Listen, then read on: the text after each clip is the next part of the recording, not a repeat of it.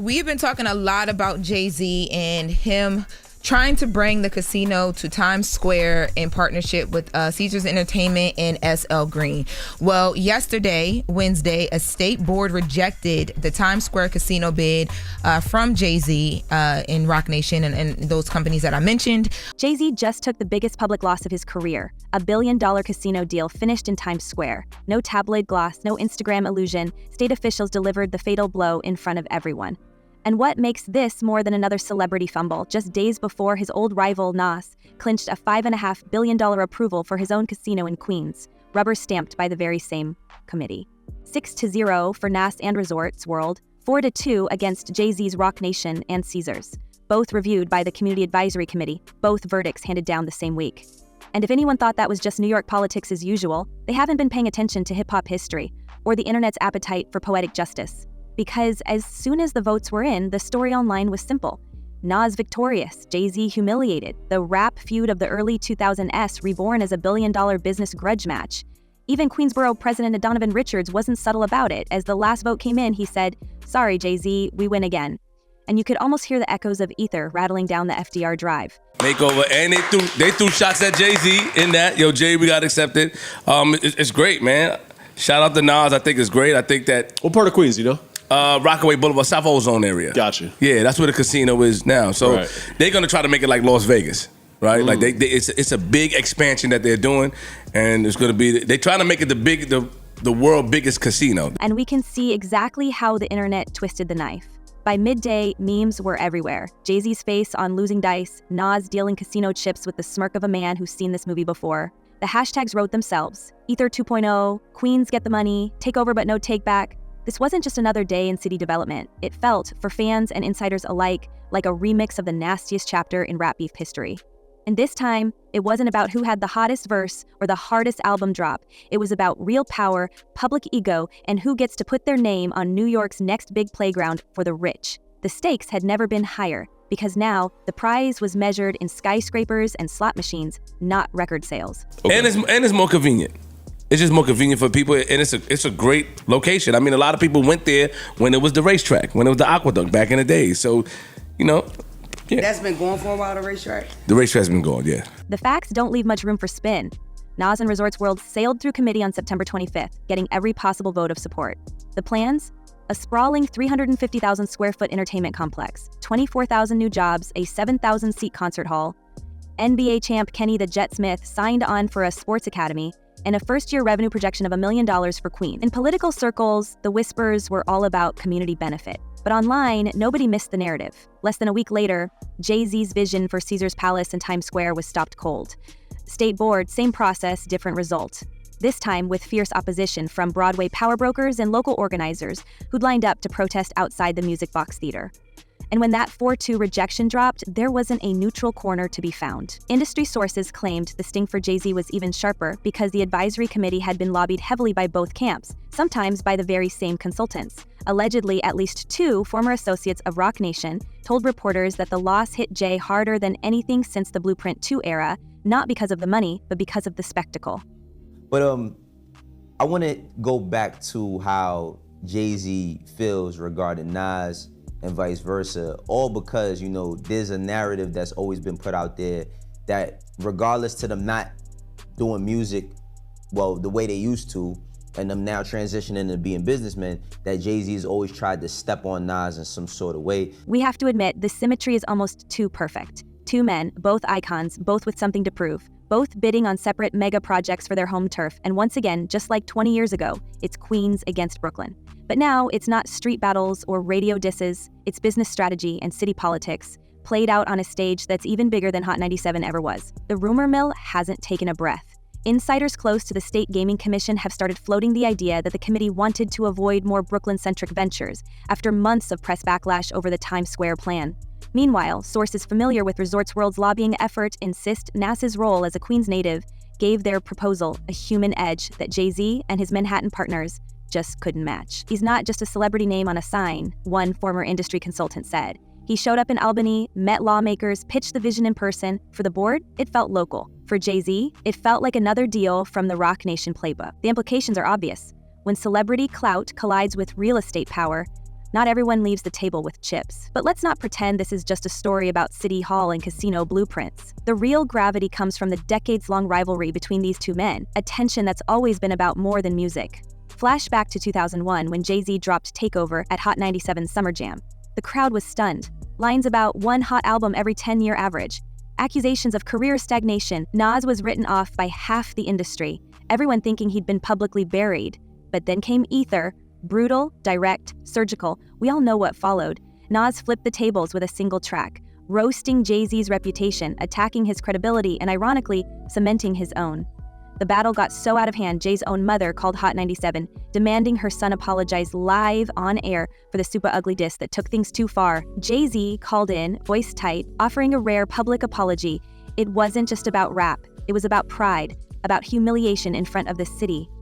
It's not the first time Jay-Z's arrogance got him humiliated in public. We're hearing from hip-hop historians now. But this time, the crowd is bigger, and the money is real. But it's a little bit of a different conversation when it comes to casinos because these casinos involve Jay-Z and Nas. Now, we all know that Jay and Nas have had a feud that spanned it over 23 years ago. That's dead today. You know what I mean? They ain't had no problems in a long time. But who would have thought we'd be here today after hearing bars like this? Behind that backdrop, every headline about the casino votes lands like a callback. This time, Nas didn't have to record a diss track. He just had to win. The symbolism is everywhere, the timing almost cinematic. Nas gets the approval first. His deal passed unanimously with the official committee photo posted before the ink was even dry. Jay-Z's denial comes right after, and suddenly, what could have been just a failed business pitch becomes the city's viral punchline. Social media moves fast, but Ether 2.0 trended for days. Every hip-hop blog from here to LA broke down the significance, while financial analysts in Midtown started wondering if Jay-Z's billionaire mystique had finally cracked in front of state officials. We've heard from two different industry insiders who claim this was the biggest public dent in the Jay-Z brand since Tidal's rough launch. The comparison isn't subtle. Back then, critics called Jay out of touch with regular listeners. Now, they're calling him out of touch with his own city. Now, they both, well, specifically Jay, right, had put in a bid to do a casino in Times Square. Him and Roc Nation, SL Green Corporation, and a few others came together to build this casino in Times Square. It's impossible to ignore Nas's response to the whole circus. When Rolling Stone pressed him about the revived rivalry, Nas barely blinked. "No one has any control over things like that," he said, a line that felt almost studied in its calmness. But then, just a beat later, Queensboro President Donovan Richards torched the bridge behind him. "There's a theme in Queens, and I know that Nas was a part of this. Queens get the money. Sorry, Jay-Z, we win again." Even the politicians can't help but score points in the culture war, and the public eats it up, because the timing, the optics, and the players involved make it look less like a coincidence and more like a sequel. Former Roc Nation employees, talking to reporters off the record, insist that if the votes had gone the other way, we'd be hearing about Brooklyn finally getting one over on Queens.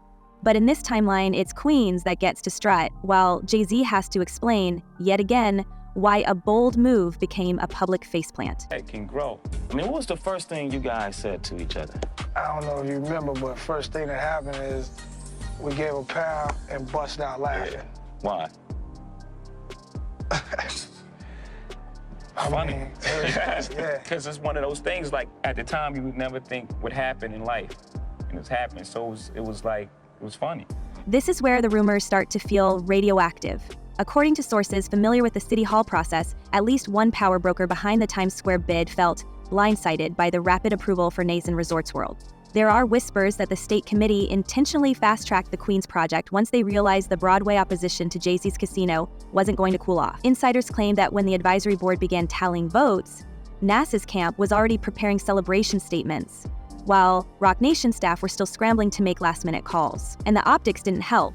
On the day the denial letter landed, Nas's social team rolled out a slick promo video about building the future in Queens, while Jay-Z's camp was left issuing frustrated statements about politicians lacking vision. One Roc Nation executive, reportedly speaking to colleagues after the vote, called the committee's rejection a calculated snub designed to send a message to everyone watching. The network hasn't commented, but every headline since makes it clear this wasn't just about zoning laws and public benefit packages. This was about narrative, image, and who gets to be the face of New York's next era of excess Somebody asked me that the other day, I was like, this isn't like high school. You don't sit down with people and be like, so we friends now. You know what I'm saying? That's just not a reality. But anything that's shrouded in respect. We can't ignore the money either. The numbers alone tell a brutal story. Nas Queens Casino comes with $5 billion in funding, partnerships lined up, even plans for a tech incubator and music venue that promised to transform his old neighborhood. Jay-Z's Times Square proposal? $4.5 billion on the table, a massive partnership with Caesars and SL Green Realty, and more than $250 million in grants for Hell's Kitchen if it went through. All that, and it didn't get past the starting line. Insiders from both sides admit the process was cutthroat. Allegedly, some consultants were shopping the same marketing pitches to both camps. And when it came time for public testimony, not a single Queens resident spoke against the Resorts World bid, while Times Square saw organized protests, neighborhood resistance, and open letters from the Broadway League. The contrast wasn't lost on anyone with a stake in the process. Meanwhile, the rest of the industry is quietly recalibrating. The city's gaming commission still has final say, and up to 3 casino licenses are at stake. But the early perception, according to 2 former gaming board advisors, is that Nas's bid now sits at the front of the line. No one from Jay-Z's team is officially conceding, but industry chatter has it that the Times Square effort is all but finished. Sources close to Resorts World insist their plan will break ground by July 2026. With 24,000 jobs and a 350,000 square foot footprint, it would become the largest casino project in the United States, headlined inevitably by Nas as the local hero who delivered for Queens when the cameras were rolling. It was always respect. It wasn't a point where, he wanted to gun me down, I wanted to gun him. It was never that, because that's not how I think how real bosses move or how real men move. I'm a fan of rap, and I don't have to front like a lot of artists today want to front and be as big as the biggest ones were. And through it all, the real question gnaws at everyone watching. Is this just the return of old wounds, or the opening shot of a new kind of war? One where reputation and legacy matter more than profits. For Jay-Z, this isn't just another deal gone bad, it's the kind of public defeat that once sparked rap's greatest war. And the question now is, who's really behind the comeback of Ether? Because if there's one thing we've learned in this city, it's that nothing stays settled for long. Already, sources close to both camps are trading accusations about backroom deals, committee pressure, and the future of high-stakes celebrity business in New York. We've seen whispers online about other moguls waiting in the wings, rumors about which power players will turn on whom if the next vote goes the wrong way. Even industry veterans are admitting off the record that this week's events may only be the beginning, and somewhere out of sight but never out of mind, the old rivalry is rumbling back to life, driven by money, by ego, and by the same competitive fire that once made Ether a verb in hip-hop, and now threatens to redefine what it means to win or lose in front of an audience that never looks away. First of all, hip-hop has to thank God for Jay-Z, right? Let me tell you why. Please do. As a businessman, Martin Luther King died, Malcolm X died, Elijah Muhammad, Noble Drew Ali, the Honorable Marcus Garvey died. For Jay. After the headlines hit, whispers began to spread through New York's business circles. Some say Jay-Z's Times Square casino pitch was doomed by backroom politics and old alliances. Others say it's karma. That after decades of building his empire on the language of winning, this loss was the universe's way of cashing a long overdue check. In the weeks after the vote, the back panels were thick with speculation. Was it the Broadway League flexing its muscle? Are the Hell's Kitchen residents rallying in defense of their blocks? We watched the opposition snowball as community boards and theater insiders lined up against Jay-Z's vision. The protests grew louder, not softer. Meanwhile, across the river, Nas's Queens project faced zero organized resistance. No public objections, no noisy NIMBIs, just a clean, unanimous 6-0 approval. For anyone who remembers 2001, the symbolism hit like a punchline.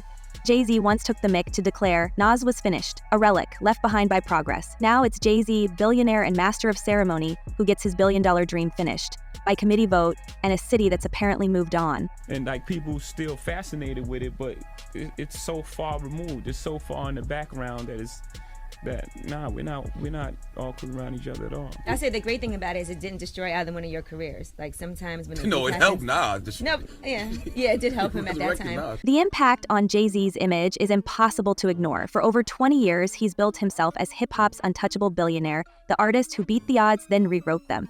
Every move was supposed to be a masterstroke, every deal the next elevation. We've seen the Roc Nation Caesars partnership rolled out with primetime PR High-gloss presentations, promises of jobs and transformation for Midtown, Jay-Z has spent years crafting the persona of a man too powerful to lose. But losing to Nas, again and in public, cuts through the myth like a leak in the penthouse. We're watching the establishment, the same city machine that once rolled out red carpets, now turn its back on him.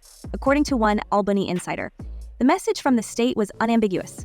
They didn't want a Times Square mogul circus. Translation, the board was done letting Jay-Z call the shots, tired of another celebrity-fronted spectacle. If the city ever truly belonged to Hov, this was the moment it snatched back the keys. A question as a fan, is it ever awkward when you're in a room with Nas? Because that Ether takeover beef with y'all wasn't light. It was disrespectful. Yeah, it was a time, and it was a moment in time that was a great moment for hip hop. But for us, you know, we really have a good relationship. We laugh. We don't even. That thing is so far past, and I understand why. You know, even today, that thing is, I guess it's 11 years old, maybe longer. While Jay-Z's team scrambled to spin the story, Nas said almost nothing. He didn't gloat, didn't drop a veiled bar, didn't even seem to break stride. He let his silence do the talking, with Resorts World's win speaking louder than any Instagram victory lap ever could. His project is now the biggest casino play in New York history. 24,000 jobs on the table, a queen's legacy etched in steel and neon. It's a hometown hero story so perfect, the tabloids barely had to add seasoning. The man Jay once called washed up is now the one closing billion-dollar boardroom deals while staying out of the circus.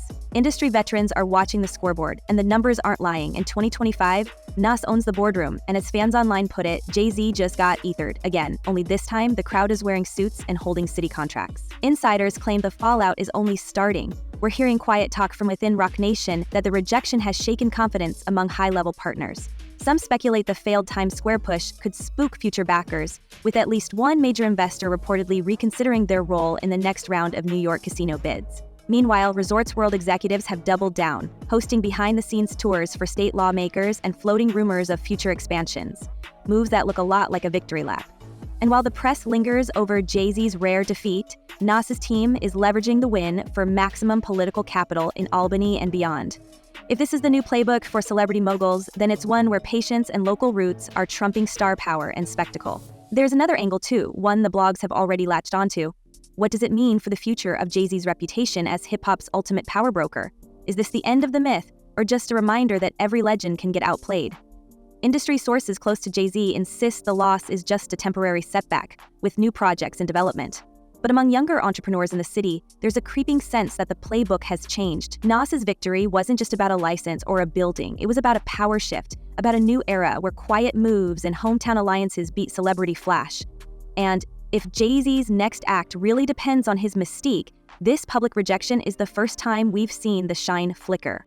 And it's now that it got denied that people are looking at Nas because Nas has something going on and it's moving. But we can't overlook the social media reaction either. The memes keep coming. Ether 2 is now shorthand for any big-name flop, with finance bros and rap fans trading jokes in the same threads. The city's power brokers are suddenly speaking Nas's name with a new kind of respect, while Jay-Z's circle is for now forced to watch from the sidelines. For every fan reminding us the two men are friends now or beyond beef, there are 10 more treating this as the real sequel to a battle everyone thought was long over. As one Queens-based consultant put it, Jay-Z can buy a lot of things, but he couldn't buy this vote. Because if Jay-Z's power can collapse this fast, the next question isn't who beat him, it's whether the legend of Jay-Z is finally running out of luck. Could this be the end of hip-hop's most untouchable brand, or just the beginning of a whole new rivalry? Drop your theories in the comments. Are you Team Queens or still betting on Brooklyn's comeback? Don't blink, because in this city, legends can change overnight. We'll be watching. Catch you on the next scandal.